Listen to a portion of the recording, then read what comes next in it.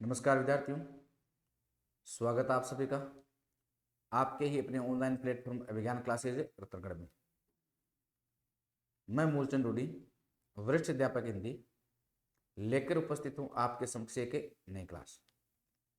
विद्यार्थी, हम पढ़ रहे थे हिंदी साहित्य के अंतर्गत भक्तिकालीन साहित्य का इतिहास, और भक्तिकालीन साहित्य के इतिहास के अंतर्गत हम देख रहे थे कृष्ण भक्ति काव्य धारा। कृष्ण भक्ति काव्य धारा के जो संप्रदाय से संबंधित कवि थे, उन कवियों को और उन आचार्यों को हम देख चुके हैं। आज की क्लास में हम देखेंगे संप्रदाय निरपेक्ष कवियों को। और कृष्ण भक्ति काव्य धारा के जो संप्रदाय निरपेक्ष कवि हैं, उनमें महत्वपूर्ण है मीराबाई। तो आज का अपना टॉपिक रहेगा मीराबाई। मीराबाई जो कि राजस्थान के मेड़ता में जन्मी थी और जो कृष्ण की अनन्य भक्त थी। तो विद्यार्थियों, आज की क्लास है वो अपनी मीराबाई पर रहने वाली है। तो जो भी साथी लाइव आ गए हैं, सभी का एक बार पुनः तहे दिल से हार्दिक अभिनंदन और स्वागत है। आप जुड़े हुए हैं अभिज्ञान क्लासेस रतनगढ़ के साथ। हमारा यूट्यूब चैनल अभिज्ञान क्लासेस रतनगढ़, मोबाइल ऐप अभिज्ञान क्लासेस रतनगढ़, फेसबुक पेज अभिज्ञान क्लासेस रतनगढ़ पर भी एक क्लास आप लाइव देख रहे हैं। तो जो भी साथी लाइव आ गए हैं, सभी का पुनः तहे दिल से हार्दिक अभिनंदन और स्वागत है। तो विद्यार्थियों, करते हैं शुरुआत आज की क्लास की।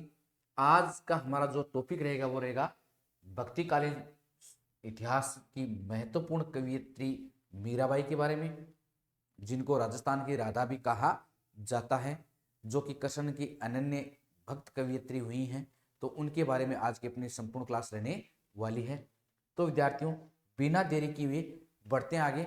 निकाल लीजिए अपनी नोटबुकें और हो जाइए तैयार नोट से बनाने के लिए।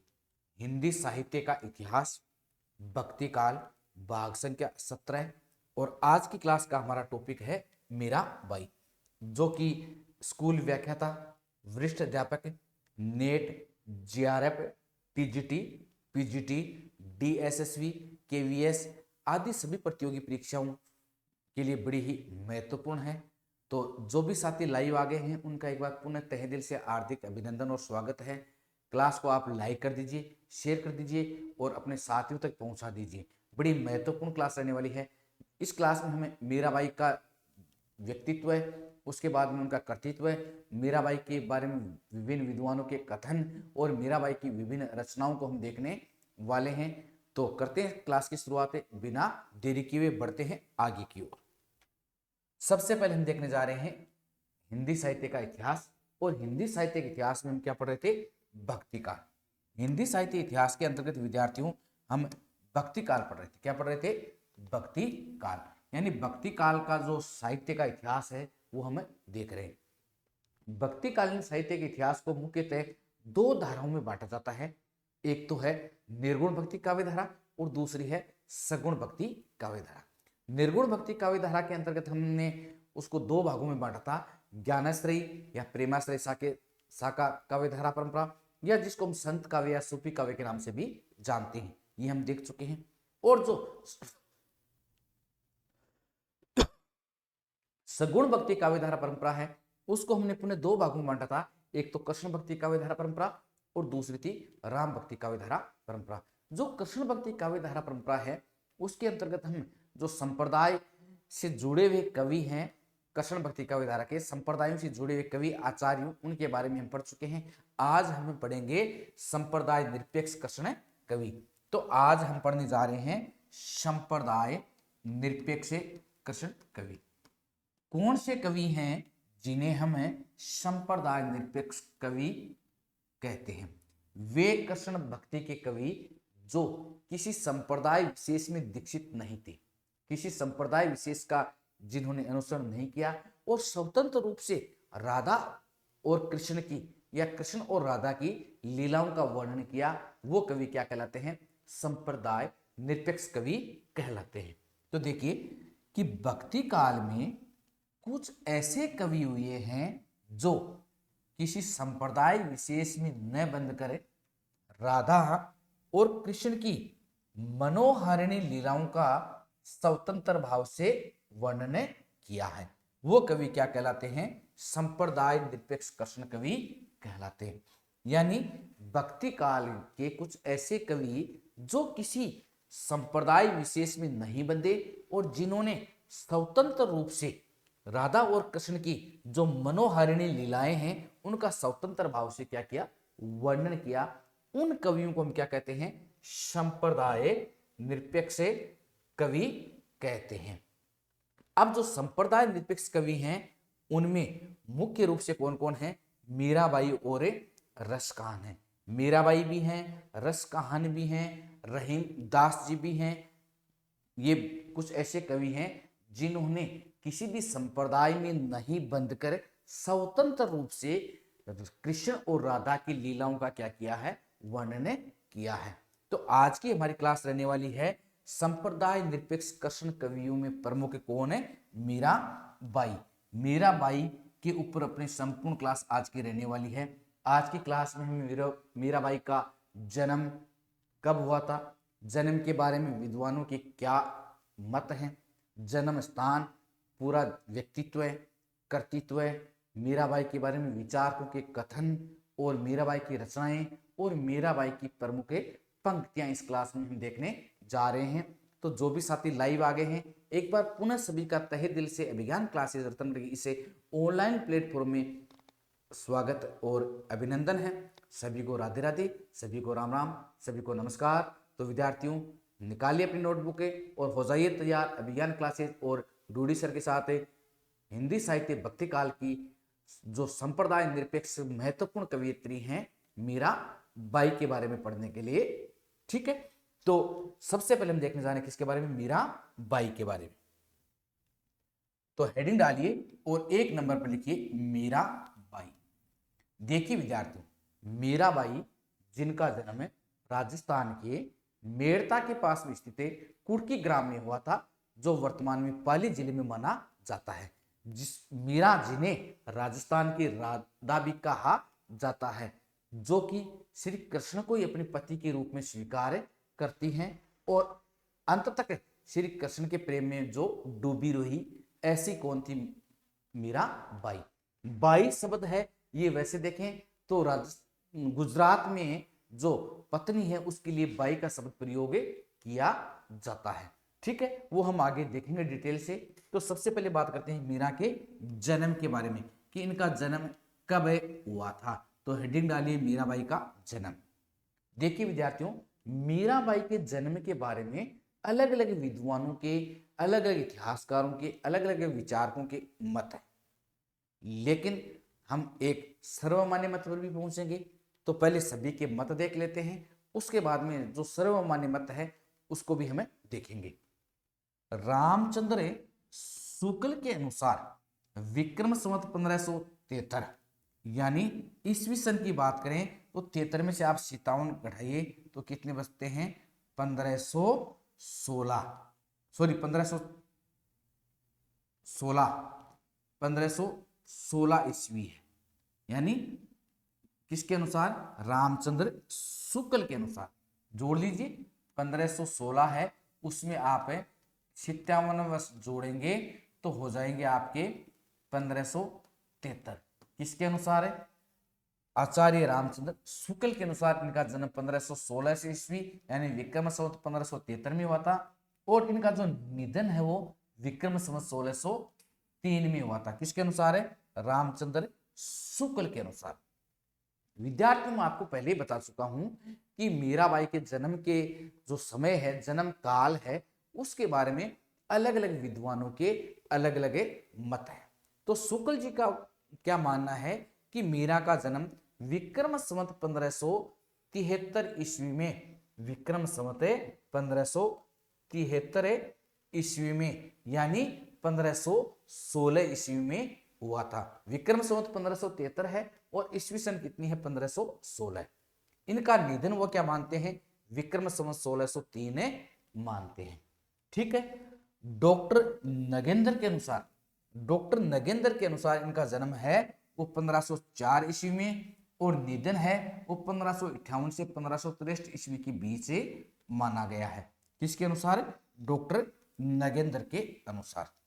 अब विद्यार्थियों अगर हम वास्तविक बात करें कि वास्तव में इनका जन्म क्या माना जाता है, जो आधुनिक शोध हुए हैं उनके आधार पर बात करें तो हम कह सकते हैं कि मीरा का जन्म है डॉक्टर नगेंद्र के अनुसार 1504 ईस्वी ही मीरा का जन्म माना जाता है। तो नवीन अनुसंधानों और देर से प्राप्त कतिपय यानी कुछ अखंड प्राचीन प्रमाणों के आधार पर अब ये प्राय निश्चित है कि उनका जन्म 1504 ईस्वी में और मृत्यु 1558 से 1563 ईस्वी के मध्य हुई थी। और यह कथन किनका है, डॉक्टर नगेंद्र का है।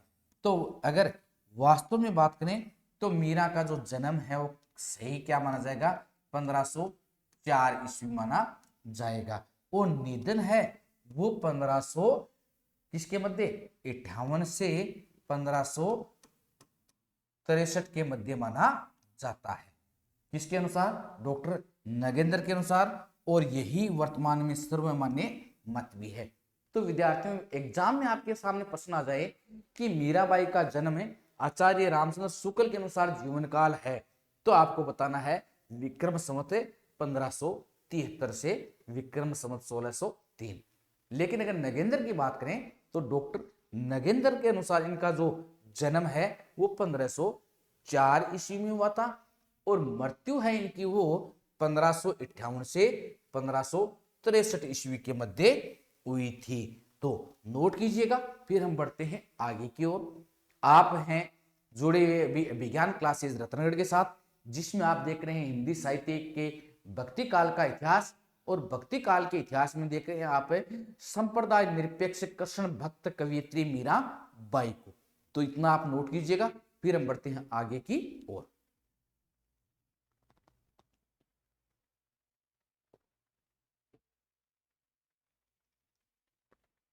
नोट कर लिया होगा। बढ़ते हैं आगे की ओर। जन्म स्थान, अगर मीराबाई के जन्म स्थान की बात करें तो कहते हैं कि जो मेड़ता राज्य था उसका कौन सा गांव था, कुड़की गांव था, जो कि वर्तमान में किस जिले में है, वर्तमान में राजस्थान के पाली जिले में है। किस जिले में, पाली जिले में। और जो कहां है, राजस्थान में है, राजस्थान के पाली जिले में है। ये बिल्कुल सही है, बिल्कुल सही है। मेड़ता में जन्मी परनाईगढ़ चित्तौड़, ये बात बिल्कुल सही है कि मीरा का विवाह मेड़ता में हुआ था, कुड़की गांव में हुआ था। उसमें मेड़ता क्या थी, एक रियासत थी, ठीक है। और वर्तमान में जो ये कुड़की गांव है ये कहां है, राजस्थान के पाली जिले में है। परनाईगढ़ चित्तौड़, चित्तौड़ के जो राणा सांगा के ज्येष्ठ पुत्र थे भोजराज, उनके साथ इनका क्या हुआ था, विवाह हुआ था। देखेंगे मीराबाई के बारे में बहुत सारी डिटेल आज आपको इस क्लास में मिलने वाली है, तो बने रहे अंत तक। पिता राव रतन सेन थे, जो कि राठौड़ों की कौन सी शाखा, मेड़तिया शाखा के क्या थे, प्रवर्तक थे। राजपूतों की जो मेड़तिया शाखा है उसके प्रवर्तक कौन थे, राव रतन सेन, वो इनके क्या थे, पिता थे। माता की बात करें तो इनकी माता वीर कुंवर या कमला, कहते हैं कि इन्हें कमला के नाम से भी जाना जाता है या वीर कुंवर के नाम से भी जाना जाता है। तो विद्यार्थियों जन्म स्थान है राजस्थान का मेड़ता रियासत उस समय की, जो कि पश्चिम राजस्थान के मारवाड़ क्षेत्र में है, मेड़ता रियासत है। उसका गांव था कुड़की, उस कुड़की गांव में हुआ था, 1504 ईस्वी में हुआ था। और ये कुड़की गांव वर्तमान में कहां है, पाली जिले में है, जो कि राजस्थान में, ठीक है। पिता कौन थे, राव रतन सेन थे। राव रतन सेन कौन थे, मेड़तिया शाखा के क्या थे, प्रवर्तक थे। राजपूतों की जो मेड़तिया शाखा है उस राठौड़ों की मेड़तिया शाखा के प्रवर्तक कौन थे, राव रतन सेन थे। माता इनकी कौन थी, वीर कंवर थी, या जिनका किस नाम से, कमला के नाम से भी जिन्हें जाना जाता है, वो उनकी क्या थी, माता थी। दादा कौन थे, इनके दादा थे राव दुधा। बिल्कुल, कहते हैं कि इनके लालन पालन पोषण का कार्य है वो राव दुधा ने किया था। राव दुधा स्वयं कृष्ण के भक्त थे और कहते हैं इनकी जो भक्ति भावना है, भक्ति की जो भावना है मन में उत्पन्न हुई, वो राव दुधा के कारण ही मीरा के मन में कृष्ण भक्ति की भावना उत्पन्न हुई थी। तो इन्हीं से मीरा को कृष्ण भक्ति के संस्कार मिले थे। बचपन में ये अपने दादा राव दूधा के पास में रहती थी। और राव दूधा है वो कृष्ण के भक्त थे, और राव दूधा की भक्ति से प्रभावित होकर ही मीरा है उसको कृष्ण भक्ति के क्या मिले थे, संस्कार मिले थे। ठीक है, तो ये भी आप नोट करना। विवाह है, कहते हैं छोटी सी उम्र में ही 1516 ईस्वी में चित्तौड़ के राणा सांगा के पुत्र भोजराज के साथ इनका क्या हुआ था, विवाह था। वही राणा सांगा कह दीजिए या महाराणा सांगा कह दीजिए जिसने बाबर के साथ खानवा का युद्ध लड़ा था। अब महाराणा सांगा के पुत्र कौन थे, भोजराज। भोजराज के साथ इनका क्या हुआ था, विवाह हुआ था। तो मीरा है वो तो मेड़तिया शाखा से संबंधित थी, और इनका विवाह है वो चित्तौड़ के राजा महाराणा सांगा के पुत्र भोजराज के साथ इनका क्या हुआ था, विवाह हुआ था। अब विद्यार्थियों घटना ऐसी घटती है कि विवाह के 7 वर्ष के पश्चात महाराणा सांगा की क्या हो जाती है, मृत्यु हो जाती है। उसके बाद में उनके छोटे भाई हैं विक्रमादित्य, वो गद्दी पर आसीन होते हैं और मीरा को क्या करते हैं, बड़ी प्रताड़नाएं देते हैं। अब वो हम आगे डिटेल से देखेंगे। देखिए, विवाह है 1516 ईस्वी में चित्तौड़ के राणा सांगा के पुत्र भोजराज के साथ इनका विवाह हुआ था। गुरु, गुरु कौन थे, गुरु थे रैदास या संत रविदास। रैदास या जो संत रविदास हैं वो जाति से क्या थे, चमार थे, जाति से चमार थे, निम्न जाति के थे। और ये किनके शिष्य थे, रामानंद के शिष्य थे। किनके शिष्य थे, रामानंद के शिष्य थे। और जो रविदास हैं उनकी छत्री है वो कहाँ बनी हुई है, चित्तौड़ दुर्ग में। चित्तौड़ दुर्ग में है वो रविदास की क्या बनी हुई है, छत्री बनी हुई है, रैदास की छत्री बनी हुई है। अब जब भोजराज की मृत्यु हो जाती है तो मीरा श्री कृष्ण को अपना पति मानकर श्री कृष्ण की भक्ति करने लग जाती है। अब साधु संतों के साथ में वो बैठती है तो राणा को अच्छा भी नहीं लगता है। और कहते हैं कि मीरा के गुरु कौन थे, रैदास थे, जाति से चमार थे, निम्न जाति के थे, और ये रामानंद जी के शिष्य थे। और जो रैदास जी हैं या रविदास जी हैं जिनकी जो छत्री है वो कहाँ बनी हुई है, चित्तौड़ दुर्ग में बनी गई है। ये वही रैदास हैं जिनकी पंक्तियां अगर आपने हिंदी साहित्य के इतिहास में सुनी भी होगी कि मन चंगा तो कठौती में गंगा, मन चंगा तो कटौती में गंगा। ये पंक्तियां किनकी हैं, रैदास या रविदास की हैं, जो जाति से चमार थे और चमड़े की जूतियां बनाने का कार्य करते थे। एक बार साधु संत वगैरह कहीं जा रहे थे गंगा नदी में स्नान करने के लिए, तो रैदास जी से कहा कि आप भी चलिए। तो रैदास जी ने कहा कि मुझे कहाँ जाने की जरूरत है, अगर मेरा मन चंगा है तो मेरी कटौती में क्या है, गंगा है। इस प्रकार की कहावत भी आपने सुनी होगी, वो रैदास जी से ही संबंधित है। काव्य भाषा की बात करें कि मीरा की काव्य भाषा क्या है, वैसे देखें तो काव्य भाषा क्या है, राजस्थानी मिश्रित ब्रिज भाषा है। ब्रिज भाषा है जिसमें राजस्थानी मिश्रित है और राजस्थानी भाषा का पुट अधिक देखने को मिलता है। ठीक है, रस की बात करें तो इनका मुख्य रूप से शांत रस भी है, वियोग श्रृंगार रस है, और वियोग श्रृंगार में भी विप्रलभ श्रृंगार है। कैसा है, विप्रलभ श्रृंगार रस इनका काव्य का प्रमुख क्या माना जाता है, रस माना जाता है। तो विद्यार्थियों, मीराबाई के व्यक्तित्व को हम देख रहे हैं। मीरा का जन्म 1504 ईस्वी माना जाता है, मृत्यु 1558 से 1563 ईस्वी के मध्य मानी जाती है। जन्म स्थान मेड़ता रियासत मारवाड़ के अंतर्गत जिसका गांव था कुड़की, जो कि वर्तमान में राजस्थान के पाली जिले में स्थित है। ठीक है, पिता राव रतन सेन थे जो कि मेड़तिया शाखा के क्या थे, प्रवर्तक माने जाते हैं। माता कौन थी, वीर कुंवर या कमला देवी मानी जाती है। ठीक है, दादा राव दूधा थे जो कि कृष्ण भक्त थे और कृष्ण की भक्ति किया करते थे। और कहते हैं बचपन में मीरा का जो लालन पालन है वो राव दूधा के पास ही हुआ था, इसलिए मीरा को जो कृष्ण भक्ति के संस्कार हैं वो भी राव दूधा से ही मिले थे। ठीक है, आगे अगर हम बात करें तो इनका विवाह है। कहते हैं जब ये 12 वर्ष की अवस्था में थी उस समय 1516 ईस्वी में चित्तौड़ के राणा सांगा के पुत्र भोजराज के साथ इनका क्या हुआ था, विवाह हुआ था। और विवाह के 7 वर्ष के पश्चात ही भोजराज की क्या हो जाती है, मृत्यु हो जाती है और मीरा है वो विधवा हो जाती है। ठीक है, ये बहुत सारी डिटेल है, वो हम आगे पढ़ेंगे। आज की क्लास बड़ी महत्वपूर्ण रहने वाली है मीराबाई के बारे में। गुरु रैदास या संत रविदास। संत रैदास या रविदास जाति से क्या थे, चमार थे। किसके शिष्य थे, रामानंद के जो 12 शिष्य थे उन शिष्यों में एक कौन थे, रैदास थे।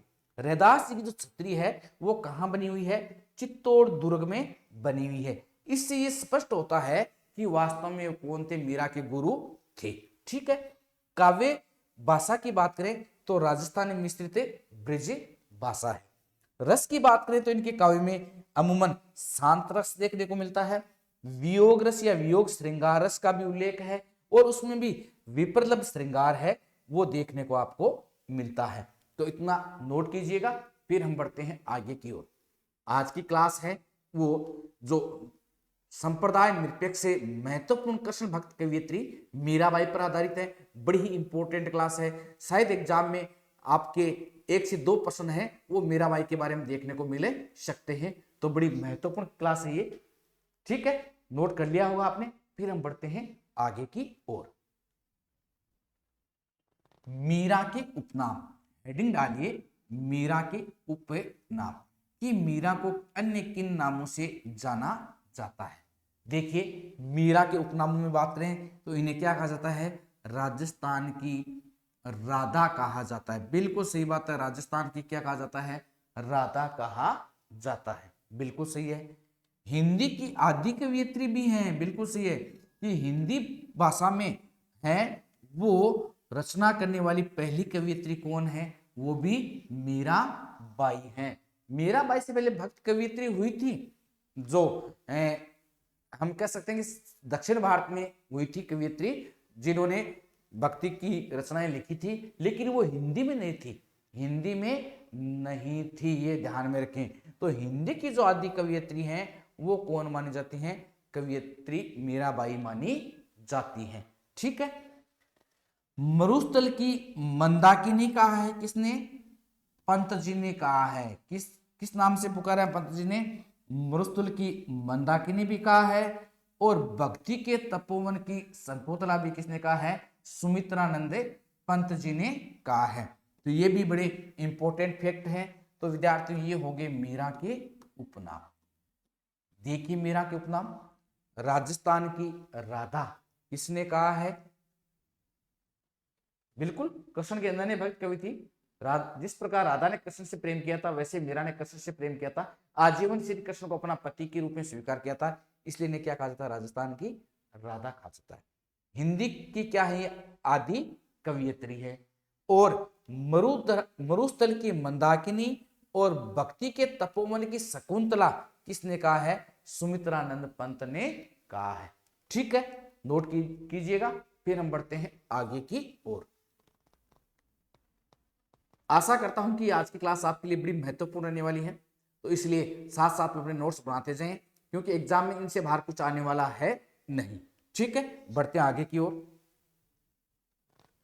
विशेष तथ्य में देखिए, भोजराज की मृत्यु के उपरांत, यहां विशेष तथ्य हेडिंग डाल लीजिए, विशेष तथ्य,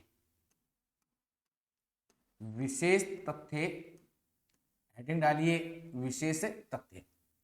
भोजराज की मृत्यु के बाद कृष्ण को पति मानकर आराधना की, कि मीरा ने भोजराज की जब मृत्यु हो गई थी 1523 ईस्वी में, 1516 ईस्वी में मीरा का विवाह हुआ था, और जब विवाह के 7 वर्ष के बाद में ही भोजराज की क्या हो गई थी, मृत्यु हो गई थी। तो मीरा कृष्ण को ही क्या मानकर, अपना पति मानकर क्या करने लग गई थी, आराधना करने लग गई थी, उपासना करने लगी थी। इसीलिए मीरा की जो भक्ति भावना है वो दाम्पत्य भाव की भक्ति भावना मानी जाती है।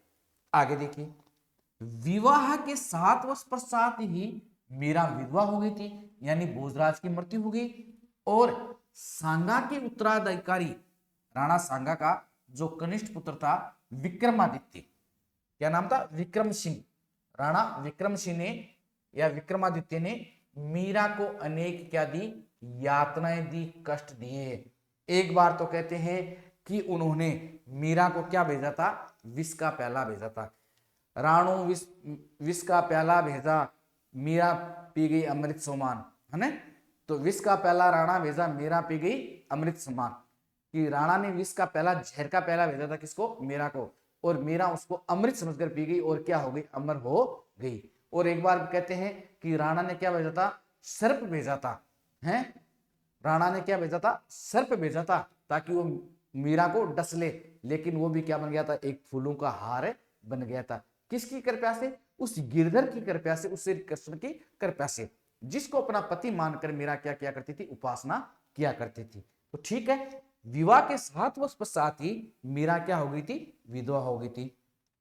और सांगा के उत्तराधिकारी विक्रम सिंह ने मीरा को क्या दी थी, अनेक यातनाएं दी थी, कष्ट दिए थे। विद्यार्थियों, ऐसा एक दोहा भी अपने राजस्थान में, राजस्थानी भाषा में प्रचलित है, सुना देता हूं आपको, कि मीरा हर की लाडली राणो बंदरो ठूंठ, मीरा हररी लाडली राणो बंदरो ठूंठ, जे राणा कहेड़ो मानतो तो तन ले जाती में बैकुंठ। ये पंक्तियां भी प्रचलित है कि मीरा हर की लाडली, मीरा श्री कृष्ण की क्या थी, लाडली थी, प्रिय थी। राणो बंदरो ठूंठ, और राणा को क्या बताया गया, वन का ठूंठ बताया गया, सूखा वृक्ष बताया गया। जे राणा कहेड़ो मानतो, कि हे राणा तू अगर मेरा कहा हुआ मानता तो ले जाती बैकुंठ, तो मैं तुझे मेरे साथ ही बैकुंठ में ले जाती, स्वर्ग में ले जाती। ऐसी पंक्तियां भी राजस्थान में सुनने को मिलती हैं। ठीक है, आगे देखिए। बाद में मीरा के चचेरे भाई जयमल राठौड़, जयमल राठौड़ किसका पुत्र था, वीरमदेव का पुत्र था। जयमल और फत्ता का नाम आपने सुना होगा, तो ये वही जयमल राठौड़ है जो किसके पुत्र थे, वीरमदेव के पुत्र थे। ने उन्हें मेड़ता बुलाया, कहां बुलाया, मेड़ता बुलाया था। लेकिन हुआ क्या, वहां भी युद्ध होने के कारण मीराबाई अधिक समय तक नहीं रह पाई, क्योंकि जो उदयपुर के शासक थे उन्होंने आक्रमण कर दिया था। ठीक है, तो मीरा के चचेरे भाई जयमल राठौड़ जो वीरमदेव के पुत्र थे, उन्होंने मीरा को मेड़ता बुलाया था, लेकिन वहां भी युद्ध होने के कारण मीराबाई अधिक समय तक नहीं रह पाई। और मीरा ने क्या की, पुष्कर की भी यात्रा की थी। किसकी यात्रा की थी, पुष्कर तीर्थ की भी मीरा ने यात्रा की थी। कहते हैं बाद में मेड़ता को छोड़कर मीरा कहां चलेगी, वृंदावन में चलेगी, और वहां उनकी मुलाकात किनसे हुई, जीव गोस्वामी से हुई। और वहां कहते हैं कृष्णदास जी जो थे राधा वल्लभ संप्रदाय के कवि, उन्होंने मीरा को जो राधा वल्लभ संप्रदाय है उसमें दीक्षित करने का प्रयास भी किया, लेकिन मीरा ने उनकी बात को अस्वीकार कर दिया, और मीरा है वृंदावन को छोड़कर द्वारिका गुजरात में चली गई, और वहां रणछोड़ दास जी के मंदिर में रहकर भक्ति करने लगी। और कहते हैं कि अंत में मीरा है वो रणछोड़ दास जी की मूर्ति में विलीन हो गई, ऐसा माना जाता है। तो देखिए, तत्पश्चात उसके बाद मीराबाई वृंदावन चली गई। कहां चली गई, वृंदावन चली गई। वहां उनकी भेंट जीव गोस्वामी से हुई। किनसे हुई, जीव गोस्वामी से हुई। और जीव गोस्वामी के कहने के कारण ही मीरा कृष्ण भक्ति में लीन होगी। ठीक है, वैसे पहले भी ये कृष्ण भक्ति में थी, ये आपको पता होना चाहिए। क्यों, कि उनके जो दादा थे राव दूधा, उन्हीं से श्री कृष्ण भक्ति की प्रेरणा उन्हें मिली थी। अंत में मीरा द्वारिका गुजरात चली गई और अपना शेष जीवन द्वारिका में रणछोड़ दास के मंदिर में ही बिताया। बिल्कुल सही बात है। अंत में मीराबाई वृंदावन से को छोड़कर भी द्वारिका गुजरात में चली गई और अपना पूरा शेष जीवन है वो रणछोड़ दास जी के मंदिर में बिताया। और कहते हैं मीरा अंत में रणछोड़ दास जी की मूर्ति में विलीन हो गई, ऐसा माना जाता है। तो नोट कीजिएगा। फिर हम बढ़ते हैं आगे की और बड़ी महत्वपूर्ण क्लास है आज की विद्यार्थियों, नोट कीजिए ये इंपॉर्टेंट तथ्य।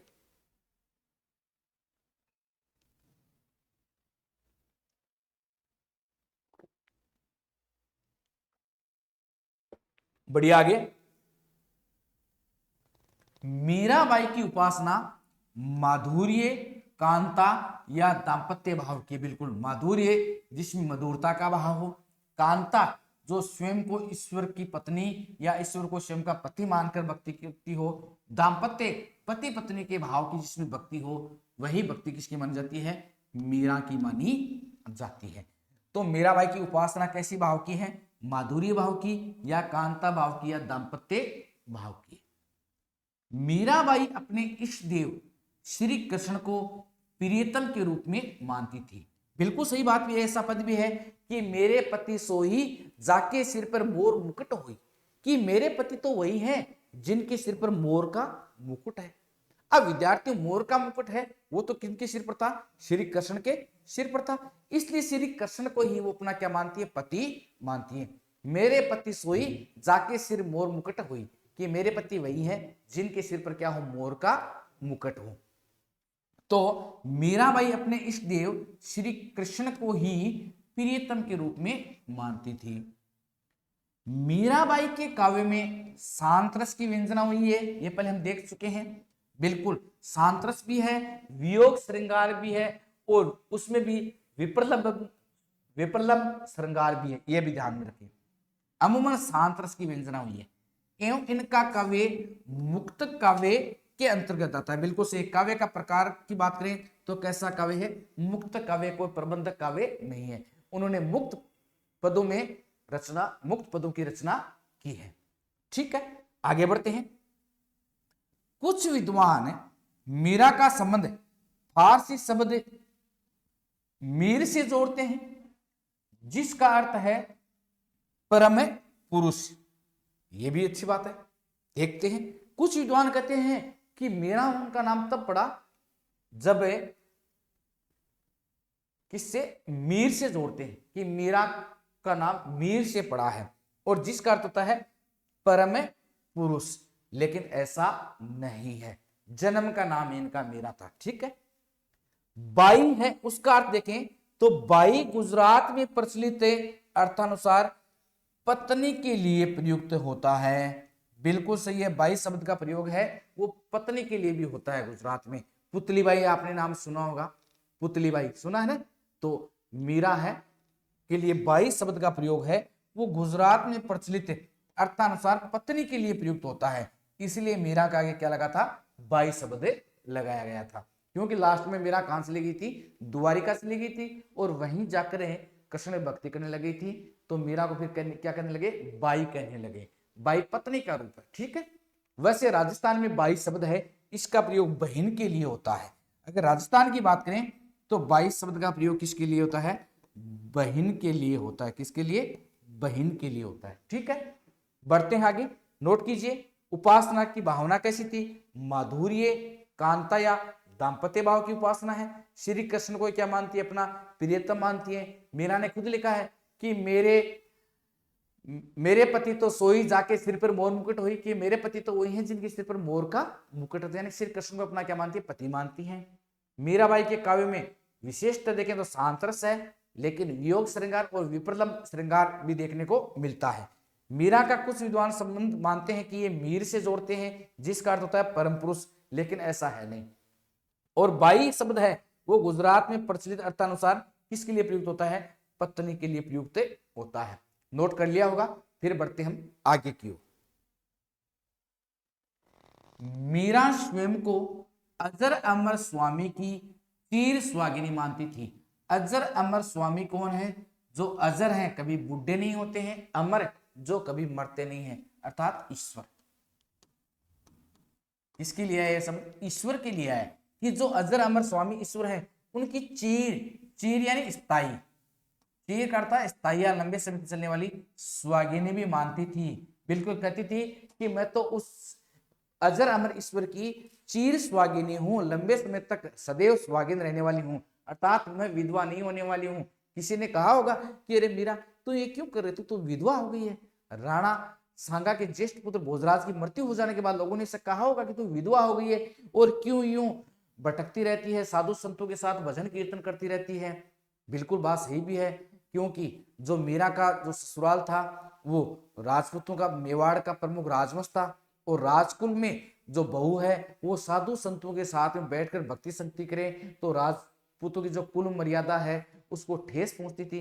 इसीलिए लोगों ने कहा था कि अरे मीरा तुम अब विधवा हो गई है और विधवा होकर क्यों इन साधु संतों के साथ बैठकर भजन कीर्तन करती है। तब मीरा ने कहा था कि मेरा पति है वो तो अजर अमर स्वामी ईश्वर है और मैं उसकी क्या हूं, चीरे स्वागिनी हूं, है ना। मीरा ने खुद लिखा है छोड़ दी नी कुल कानी, छोड़ दई कुल कानी, कि मैंने कुल की मर्यादा है वो क्या कर दी है, छोड़ दी है। ऐसा भी मीरा का पद देखने को हमें मिलता है। और मीरा ने कहा भी है, क्या कहा है, देखिए विद्यार्थी, मीरा ने कहा है जग सुहाग मिठारी सजनी हवा हो मिट जासी, कि रे सजनी ये जो जग है, संसार है, ये तो संसार रूपी सुहाग है वो तो क्या है, मिथ्या है, यानी झूठा है। मिथ्या से क्या तात्पर्य है, झूठा। ये जो संसार रूपी सुहाग है ये तो झूठा है। हवा हो मिट जासी, ये तो हवा से ही मिट जाएगा, हवा होकर मिटे जाएगा, अर्थात थोड़े समय बाद में ये संसार रूपी सुहाग है वो तो क्या हो जाएगा, समाप्त हो जाएगा। लेकिन जो ईश्वर अजर है, अमर है, मैं उसकी चीर स्वागिनी हूं, ताकि मेरा स्वाग सदैव बना रहेगा, कभी समाप्त नहीं होगा। बहुत ही अच्छी बात कही थी मीरा ने, क्योंकि स्वयं है मीरा परम ईश्वर को ही अपना पति मानती थी और स्वयं को उसकी स्वागिनी मानती थी। आगे बढ़ते हैं। ऐसा कहा जाता है कि एक बार मीराबाई ने तुलसीदास जी को लिखा कि मेरे परिजन मुझे साधु संगति एवं भगवत वचन से रोकते हैं। बिल्कुल बात सही भी मानी जा सकती है, बिल्कुल बात सही भी है, क्योंकि मीरा है राठौड़ कुल में उत्पन्न हुई थी और मेवाड़ जो राजवंश है उसमें उसका विवाह था, ठीक है। और राणा सांगा के ज्येष्ठ पुत्र भोजराज के साथ इनका विवाह था। विवाह के 7 वर्ष पश्चात जब मीरा भोजराज की मृत्यु हो जाती है, मीरा विधवा हो जाती है, तो मीरा कृष्ण को अपना पति मानकर भक्ति करती है, साधु संतों के साथ भजन कीर्तन करती है। रैदास जैसी चमार जाति के जो तुच्छ माने जाते थे उनको अपना गुरु मान लेती है। तब राणा विक्रम सिंह हैं वो मीरा को समझाते हैं, लेकिन हो सकता है मीरा नहीं मानी, तो वो तरह तरह से उन्हें क्या करते हैं, परेशान करते हैं, कष्ट देते हैं। कभी विष का प्याला भेजते हैं तो कभी कृष्ण श्राप नाग भेजते हैं। अब कहते हैं कि मीरा जब अपने परिवारजन के लोगों के द्वारा इस प्रकार प्रताड़ित होने लगी, कष्टों को सहन करने लगी, तो मीरा ने तुलसीदास जी को लिखा था। क्या कहा गया है कि मीराबाई ने तुलसीदास जी को लिखा कि मेरे परिजन मुझे साधु संगति एवं भगवत भजन से रोकते मना करते हैं। तब तुलसी जी ने उन्हें यह पद लिखकर भेजा। क्या पद लिखा था कि हे मीरा, जाके प्रिय ने राम वेद ही, कि जिनके राम हैं, जो विदेह में निवास करने वाले हैं, वो प्रिय नहीं है। तजिए ताही कोटि बेरी सम जदपि परम स्नेही, कि तजिए ताही, उनको छोड़ दीजिए, कोटि बेरी सम, करोड़ों बेरियों के समान मानकर, जदपि परम स्नेही, भले से वो कितने परम स्नेही क्यों न हो, कितने अपने स्नेह रखने वाले क्यों नहीं है। यानी क्या कहा, जाके प्रिय ने राम वेदेही, कि हे मीरा, जिनके राम है वेदेही, विदेह के में रहने वाले श्री राम हैं, वो प्रिय नहीं है, ऐसे अपने परिजनों को तजिए ताही, उन्हें छोड़ दीजिए, कोटि बेरी सम, करोड़ों शत्रुओं के समान, जदपि परम स्नेही, यद्यपि वो परम क्या है, स्नेही है, आपके स्नेह चाहने वाले हैं, लेकिन अगर वो राम को नहीं चाह रहे हैं तो आप उनको छोड़ दीजिए। आचार्य शुक्ल जी से कल्पित मानते हैं। शुक्ल जी ने कहा है कि ये केवल मात्र क्या है, कल्पित है। लेकिन जो तुलसीदास जी से संबंधित अन्य ग्रंथ हैं और तुलसीदास जी के बारे में जो हमें बहुत सारी जानकारियां मिलती हैं, उनके आधार पर ये सही भी माना जा सकता है। बिल्कुल तुलसीदास जी ने से लिखा होगा कि जाके प्रिय ने राम वेदी तजिए ताही कोटि बेरिसम जदपि परम शनि। ये पंक्तियां किनकी हैं, तुलसीदास जी की हैं। तो ये मोस्ट भी है, एग्जाम में पूछा भी जा सकता है कि ये पंक्तियां किसकी हैं और किसके द्वारा किसको लिखी गई हैं। तो तुलसीदास जी की पंक्तियां हैं, मीरा को लिखी गई हैं, तो नोट कीजिएगा। फिर हम बढ़ते हैं आगे की ओर। विद्यार्थियों, आप देख रहे हैं अभिज्ञान क्लासेज रतनगढ़ के यूट्यूब चैनल में हिंदी साहित्य के इतिहास में जो निरपेक्ष कृष्ण भक्ति काव्य धारा की प्रमुख कवियत्री मीरा बाई को तो आज की क्लास बड़ी महत्वपूर्ण रहने वाली है। मीराबाई से संबंधित सभी महत्वपूर्ण तथ्यों को इस क्लास में मैंने शामिल किया है, तो बने रहे अंत तक मेरे साथ है। ठीक है, बढ़ते हैं आगे की ओर। अभिज्ञान क्लासेस रतनगढ़ के द्वारा ऑनलाइन और ऑफलाइन टेस्ट सीरीज है वो लॉन्च कर दी गई है। जो भी विद्यार्थी first grade Hindi, second grade Hindi, rate L1 और रेट L2 हिंदी विषय से तैयारी कर रहे हैं, उन विद्यार्थियों के लिए अभिज्ञान क्लासेस एक विशिष्ट ऑफर लेकर आया है। मात्र 50% ऑफ के साथ मात्र ऑनलाइन टेस्ट सीरीज 49 रुपये में और ऑफलाइन टेस्ट सीरीज 999 रुपये में प्रोवाइड करवाई जा रही है। तो जो भी विद्यार्थी ऑनलाइन टेस्ट सीरीज ज्वाइन करना चाहते हैं वो आज ही हमारा मोबाइल ऐप अभिज्ञान क्लासेस रतनगढ़ प्ले स्टोर से डाउनलोड कीजिए, जिसका लिंक इस वीडियो के डिस्क्रिप्शन में दिया हुआ है। और जो ऑफलाइन टेस्ट सीरीज ज्वाइन करना चाहते हैं वो हमारे जो कॉन्टेक्ट नंबर इस वीडियो की डिस्क्रिप्शन में दिए हैं वहां से संपर्क करें। प्रत्येक रविवार को सुबह 11 बजे से लेकर 2 बजे तक टेस्ट सीरीज का आयोजन होता है।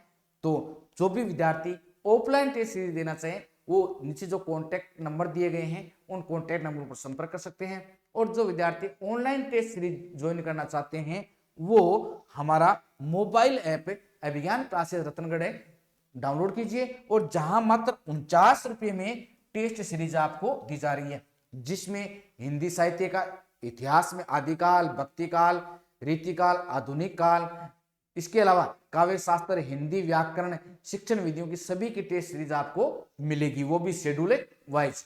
तो आज ही आप हमारा मोबाइल ऐप डाउनलोड कीजिए और शिक्षक बनने का अपने सपनों को साकार कीजिए। ठीक है, बढ़ते हैं आगे की ओर। कृष्णदास ने मीरा को वल्लभ संप्रदाय में लाने का प्रयास किया, जिसे मीरा ने मना कर दिया। कृष्णदास वल्लभ संप्रदाय के प्रमुख कवि थे। किस संप्रदाय के? वल्लभ संप्रदाय के प्रमुख कवि थे। ध्यान रखना, किसके पुत्र थे? कुम्मन दास जी के पुत्र थे। किसके? जो कुम्मन दास जी हैं उनके पुत्र थे कृष्णदास है। और जो वल्लभ संप्रदाय के कवि थे उन्होंने मीरा को वल्लभ संप्रदाय में लाने का या वल्लभ संप्रदाय में दीक्षित होने करने का प्रयास किया, किंतु मीरा ने क्या कर दिया? मना कर दिया कि जी नहीं, मैं किसी संप्रदाय में है वो अपनी अनुमति या सहमति नहीं रखती हूं, मैं निरपेक्ष संप्रदाय होकर श्री कृष्ण की भक्ति कर रही हूं। तो आगे देखिए, मीरा के पदों का संकलन है आचार्य परशुराम चतुर्वेदी ने मीरा पदावली के नाम से और नरोत्तम स्वामी ने मीरा मुक्तावली के नाम से किया है। दोनों ही रचनाएं बड़ी महत्वपूर्ण। विद्यार्थियों, एग्जाम आप दे रहे हैं स्कूल व्याख्याता या वरिष्ठ अध्यापक का, तो या तो मीरा पदावली या मीरा मुक्तावली के पद आपके पाठ्यक्रम में जरूर लगते हैं, तो इन्हें भी याद रखना। जो मीरा पदावली है इसका संकलन परशुराम चतुर्वेदी जी ने किया है, और जो मीरा मुक्तावली है उसका संकलन नरोत्तम स्वामी ने किया है। मीरा के पदों का सबसे पहले संग्रह बंगाल के कवि कृष्णानंद देव व्यास ने राग क्लुप्द्रुम नाम से किया था, जिसमें 45 पद थे। ये भी इंपॉर्टेंट तथ्य है कि मीरा के जो पद हैं उनके पदों का सर्वप्रथम संकलनकर्ता कौन थे? तो सर्वप्रथम जो संकलनकर्ता हैं वो थे बंगाल के कवि कृष्णानंद देव व्यास, और जिन्होंने राग क्लुप्द्रुम नाम से क्या किया था? संकलन किया था, और जिसमें कितने पद थे? 45 पद थे। बेलवेडियर प्रेस प्रयाग द्वारा मीरा के पदों का संकलन मीरा की पदावली नाम से किया गया है। बेलवेडियर प्रेस प्रयाग द्वारा मीरा के पदों का संकलन किस नाम से? मीरा की पदावली के नाम से किया गया है। तो नोट कीजिएगा, मीरा के पदों के संकलन के बारे में जानकारी है। उसके बाद में हम फिर बढ़ते हैं आगे की ओर। बड़ी ही अच्छी और महत्वपूर्ण क्लास रहने वाली विद्यार्थियों ये आपके लिए, तो बने रहे अंत तक। अभी तो और बहुत कुछ शेष बाकी है, तो बढ़ते आगे की ओर। मीराबाई के पदों का अन्य संकलन और संकलन करता।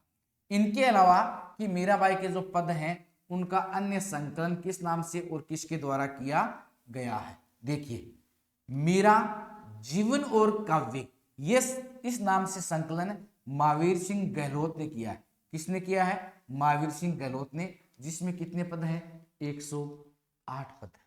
ठीक है। मीरा की प्रेम साधना, इस नाम से जो संकलन है वो भुवनेश्वर मिश्र ने किया है, जिसमें 216 पद है। मीरा स्मृति ग्रंथ पद्मावती शबनम ने किया है, जिसमें 103 पद है। और मीरा बृहद का संग्रह है, ये भी पद्मावती शबनम का है, जिसमें 560 पद है। तो हेडिंग डालिए, मीरा के पदों का संकलन और संकलन करता। पिछले हमने देख लिया था कि जो नरोत्तम स्वामी है उसने मीरा मुक्तावली के नाम से और परशुराम चतुर्वेदी ने मीरा पदावली के नाम से किया है, वो तो है ही है। उनके अलावा और किन के नामों से इनके पदों का संकलन किया गया है? तो मीरा जीवन और काव्य किसने किया? महावीर सिंह गहलोत ने। कितने पद है? 108 पद। मीरा की प्रेम साधना भुवनेश्वर मिश्र ने, कितने पद हैं? 216 पद है। मीरा स्मृति ग्रंथ पद्मावती शबनम 103 पद हैं।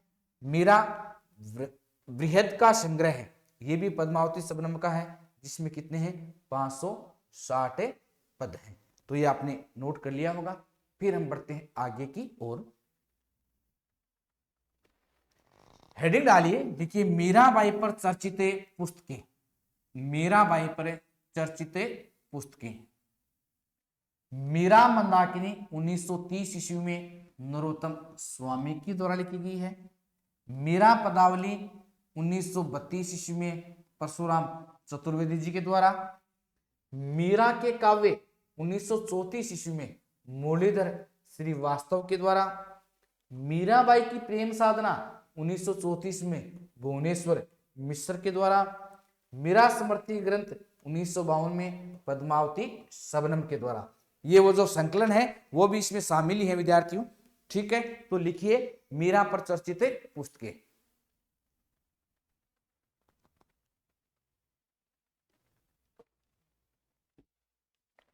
मीरा मंदाकिनी 1930 ईस्वी नरोत्तम स्वामी।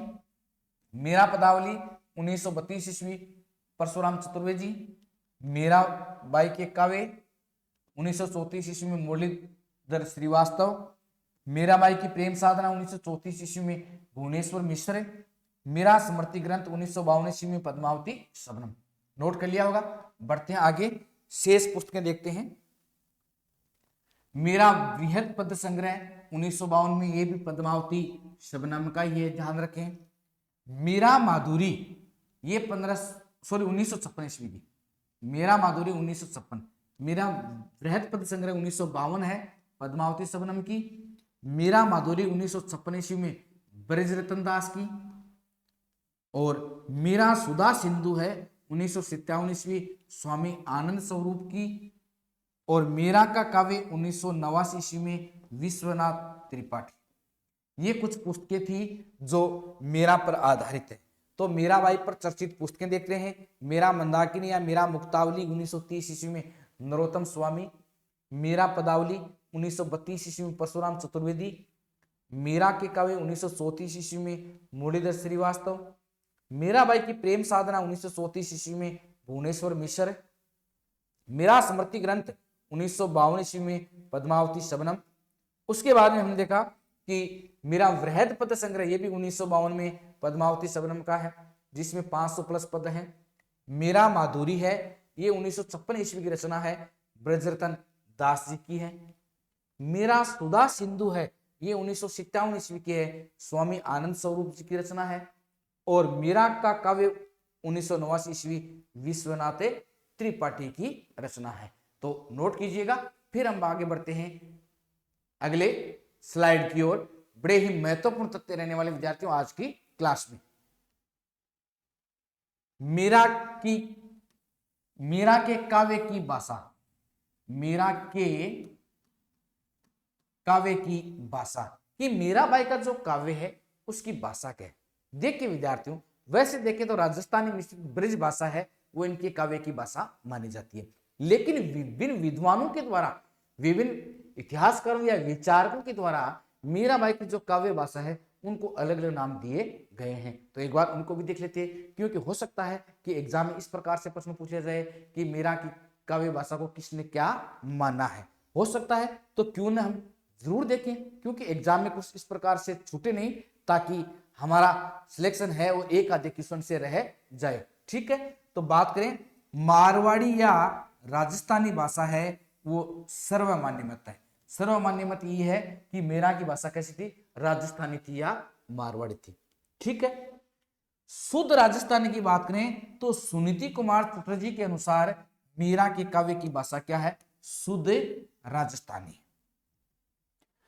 ब्रज एवं गुजराती मिश्रित राजस्थानी, ब्रज एवं गुजराती मिश्रित, ब्रज एवं गुजराती मिश्रित राजस्थानी है वो मोतीलाल मेनारिया जो उदयपुर के थे और नरोत्तम स्वामी के अनुसार। ठीक है, नरोत्तम स्वामी जिन्होंने मीरा मुक्तावली की रचना की, संकलन किया, और मोतीलाल मेनारिया जो उदयपुर के रहने वाले थे उनके अनुसार है मीरा की भाषा ब्रज एवं गुजराती मिश्रित राजस्थानी है। यानी ऐसी राजस्थानी है जिसमें ब्रज भाषा एवं गुजराती भाषा के शब्द भी बहुतायत में देखने को मिलते हैं। विजेंद्र स्नातक हैं वो क्या मानते हैं कि राजस्थानी मिश्रित ब्रिज है, कि ऐसे ब्रिज भाषा है जो राजस्थानी मिश्रित है। किसके अनुसार, विजेंद्र स्नातक के अनुसार। अब देखो विद्यार्थियों, सर्वमान्य मत तो यह है, सर्वमान्य मत तो यह है कि मारवाड़ी राजस्थानी है, लेकिन कंपटीशन एग्जाम में कई बार पूछा भी गया है तो मीरा की भाषा क्या मानी गई है, राजस्थानी मिश्रित ब्रिज भी मानी गई है। किसके अनुसार, विजेंद्र स्नातक के अनुसार। तो दोनों बातों को आप ध्यान में रखना। ठीक है, बढ़ते हैं आगे की ओर। मीराबाई की प्रमुख रचनाएं, हेडिंग डालिए मीराबाई की प्रमुख रचनाएं। यहां हम मीराबाई की कुछ प्रमुख जो रचनाएं हैं वो देखने को जा रहे हैं। अब अलग अलग विद्वानों ने कुछ रचनाओं को है वो उनकी माना है, कुछ ने कहा है कि ये प्रामाणिक है, कुछ ने कहा है कि नहीं है, लेकिन हम मीरा की सभी रचनाओं को देखने जा रहे हैं। गीत गोविंद टीका, बिल्कुल ये तो सही है। मीरा की जो रचना है कौन सी है, गीत गोविंद की टीका है, वो किसकी रचना मानी जाती है, मीराबाई की रचना मानी जाती है। नरसिंह जी को मायरो, बिल्कुल ये भी है, नरसिंह जीरा मायरा या नरसिंह जीरो मायरो, ये रचना भी किसकी है, मीरा की है। राग सोरठ का पद, राग सोरठ का पद। चौथी रचना है मल्लार राग, कौन सी रचना है, मल्लार राग। पांचवी रचना है राग गोविंद, कौन सी रचना है, राग गोविंद। छठी रचना है सत्य भामानु रूषणु, सत्य भामानु रूषणु। ठीक है, सातवीं रचना है मीरा की गरवी, मीरा की गरवी। आठवीं रचना है रुक्मणी मंगल, तुलसीदास जी की भी है ना रुक्मणी मंगल, तो वैसे मीरा ने की लिखी है। नरसिंह मेहतारी हुंडी, अगली रचना कौन सी है, नरसिंह मेहतारी हुंडी। आगे है चरित या चरित्र, और अंत में स्फुट पद। प्रामाणिक रचना यही मानी जाती है, स्फुट पद। मीराबाई की पदावली में प्रकाशित है, मीराबाई की पदावली जिसका प्रकाशन है परशुराम चतुर्वेदी जी ने किया था, उसमें जो मीरा के स्फुट पद हैं इन्हीं को लिया गया है, इसलिए यही सबसे क्या मानी जाती है, प्रामाणिक मानी जाती है। तो रचनाएं याद जरूर रखना, पूछी जाती है एग्जाम में कि गीत गोविंद टीका है, नरसिंह जीरा मायरा है, राग सोरठ का पद है, मलार राग है, राग गोविंद है, सत्य भामानु रूषणु है, मीरा की गरवी है, रुक्मणी मंगल है, नरसिंह मेहता की ऊंडी है, चरित या चरित्र है, और स्फुट पद, ये सबसे क्या बन जाती है, प्रामाणिक मानी जाती है, जो कि मीरा की पदावली में प्रकाशित है। अब अगर हम बात करें किसके अनुसार है, शुक्ल जी के अनुसार। किसके अनुसार है, शुक्ल जी के अनुसार अगर हम बात करें तो शुक्ल जी ने 5 रचनाओं को माना है। नरसिंह जी का मायरा, गीत गोविंद की टीका, राग गोविंद, राग सोरठ के पद और स्फुट पद, इन 5 रचनाओं को किसने माना है, शुक्ल जी ने माना है। तो शुक्ल जी के अनुसार इनकी ये रचनाएं हैं, नरसिंह जी का मायरा है, गीत गोविंद की टीका है, राग गोविंद है, राग सोरठ के पद हैं, किनके अनुसार है? आचार्य शुक्ल जी के अनुसार। नोट कीजिए। फिर हम बढ़ते हैं आगे और देखते हैं मीराबाई के बारे में विचारकों के या आलोचकों के मत या कथन हम देखने जा रहे हैं। ठीक है, तो बने रहे अंत तक अभिज्ञान क्लासेज और मूलचंद रूढ़ी के साथ है। बहुत ही महत्वपूर्ण क्लास रहने वाली आज की है।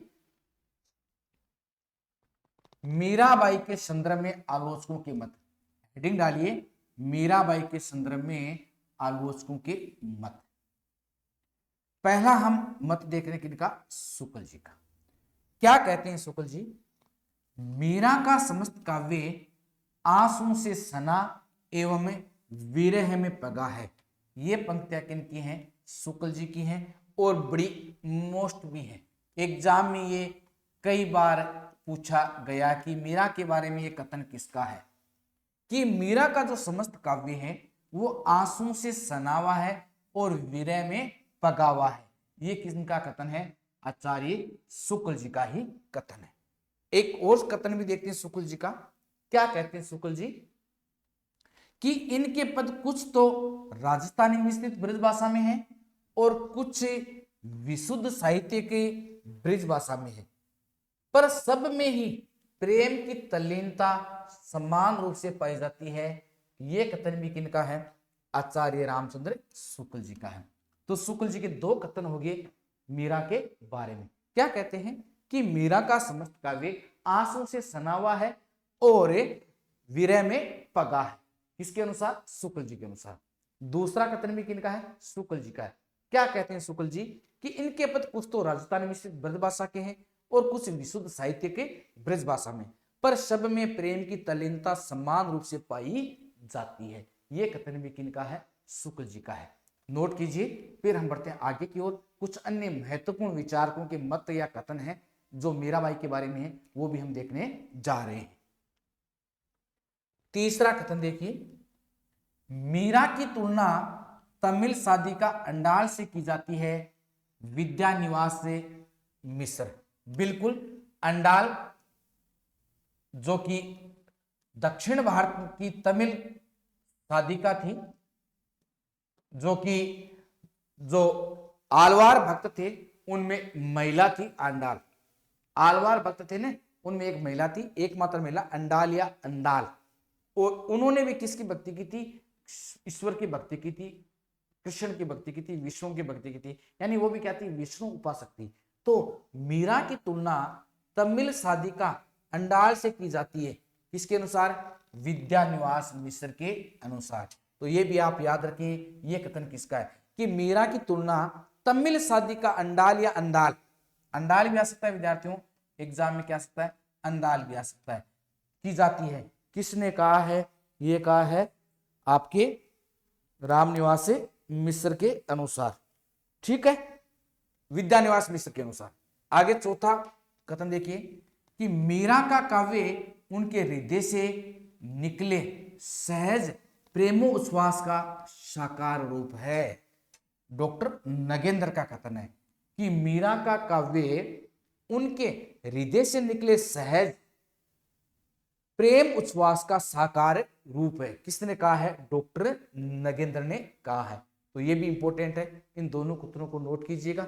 फिर बढ़ते हैं आगे, देखते हैं अगले कुछ और इंपॉर्टेंट कथन तथ्य मीरा के बारे में। ठीक है, बढ़िए आगे। मीराबाई की चर्चित पंक्तियां, हेडिंग डालिए, मीराबाई की चर्चित पंक्तियां। ये वो पंक्तियां हैं जो मीराबाई की चर्चित पंक्तियां हैं, एग्जाम में पूछी भी जाती है कि ये पंक्तियां किससे संबंधित हैं। तो हेडिंग डालिए, मीराबाई की चर्चित पंक्तियां। पहली पंक्ति क्या है? मेरो गिरधर गोपाल, कि मेरे पति तो गिरधर गोपाल ही हैं, जाके सिर पर मोर मुकुट सोई, सोई मेरो पति होई। ठीक है, ये पंक्तियां तो बड़ी प्रसिद्ध हैं। आगे देखिए, मन रे परसी हरि के चरण, कि हे मने तुम हरि के चरणों को स्पर्श करो। ये पंक्तियां भी किनकी हैं? मीराबाई की है। बसो मेरे नैनन में नंदलाल, कि हे नंदलाल आप मेरे नैनों में बस जाइए। तो ये पंक्तियां भी किनकी हैं? मीरा की हैं।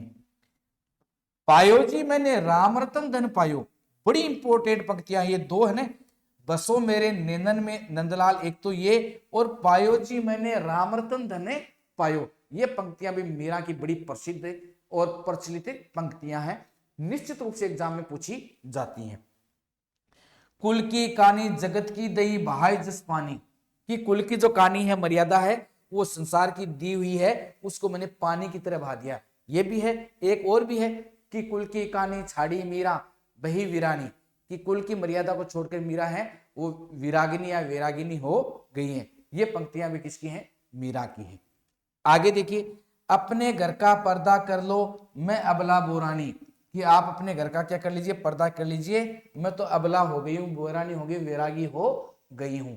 ये पंक्तियां भी किनकी हैं? मीरा की हैं। तो मीरा की पंक्तियां, मेरे तो गिरधर गोपाल दूजो ने कोई, मन रे परसी हरि के चरण, बसो मेरे नैनन में नंदलाल, पायो जी मने राम रतन धने पायो, कुल की कहानी जगत की दई भयाय जस पानी, कि जो संसार की दी हुई कुल की मर्यादा है उसको मैंने उसी प्रकार बहा दिया जिस प्रकार क्या बहाते हैं? पानी को बहा देते हैं। और आगे देखिए, अपने घर का पर्दा कर लो मैं अबला बोरानी, ये पंक्तियां किनकी हैं? मीरा बाई की हैं। ठीक है, तो मीरा बाई की ये होगी प्रमुख चर्चित पंक्तियां। बढ़ते हैं आगे। अब देखिए विद्यार्थियों, अभिज्ञान क्लासेस रत्नगढ़ के द्वारा एक शानदार ऑफर हम लेकर आए हैं। जो विद्यार्थी वरिष्ठ अध्यापक हिंदी, स्कूल व्याख्याता हिंदी, नेट जीआरएफ या हिंदी से रीट आदि की जो तैयारी कर रहे हैं, या आरपीएससी के एग्जाम जैसे पीएसआई आदि या एलडीसी आदि की जो तैयारी कर रहे हैं, उन विद्यार्थियों के लिए अभिज्ञान क्लासेस के द्वारा एक बहुत शानदार स्पेशल महाप्रसाद ऑफर लाया गया है। आपको ऑनलाइन कोर्स से जिसमें लाइव और रिकॉर्डेड वीडियो मिलेंगे, और जिसमें आपको हिंदी साहित्य, काव्य शास्त्र, व्याकरण आदि और शिक्षण विधियों से संबंधित क्लासें मिलेंगी। टेस्ट सीरीज पूर्णतया आपके लिए क्या रहेगी? फ्री रहेगी। और ये कोर्स मात्र कितने रुपए में? मात्र ओनली 99 रुपए में। कितने रुपए में? 99 रुपए में दिया जा रहा है, ओनली 99 रुपए में, यानी 90% ऑफ दिया जा रहा है आपको। आप अगर ये कोर्स लेना चाहते हैं तो हमारा मोबाइल ऐप है अभिज्ञान क्लासेस रतनगढ़, प्ले स्टोर से डाउनलोड कीजिए और वहां से आप इस कोर्स को परचेज कर सकते हैं, जिसकी वैलिडिटी है वो लाइफ टाइम रहने वाली है। जो विद्यार्थी 1 दिसंबर तक ये कोर्स से परचेज करते हैं उनको लाइफ वैलिडिटी दी जा रही है। ठीक है, और हमारे जो कॉन्टेक्ट और व्हाट्सएप नंबर है ये है, इन नंबरों पर आप संपर्क कर सकते हैं। तो विद्यार्थियों, आशा है कि आज की क्लास आपके लिए बड़ी उपयोगी रही है। हिंदी साहित्य के भक्तिकालीन इतिहास के अंतर्गत जो संप्रदाय निरपेक्ष कवि हैं, उनमें सबसे पहले कृष्ण भक्त कवियत्री मीरा को आज की क्लास में हमने पढ़ा। आशा करता हूं कि इस क्लास को देखने के पश्चात आपके मन में कोई ऐसा संशय नहीं रहेगा जो कि मीरा से संबंधित हो। तो मुझे आशा है कि यह क्लास आपके लिए बड़ी उपयोगी रहने वाली है। तो विद्यार्थियों, क्लास अच्छी लगे लाइक और शेयर जरूर करें, अपने साथियों तक क्लास को पहुंचाएं, और मिलते हैं एक अगली और नई क्लास के साथ। तब तक के लिए धन्यवाद। जय हिंद, जय भारत, शुभ रात्रि।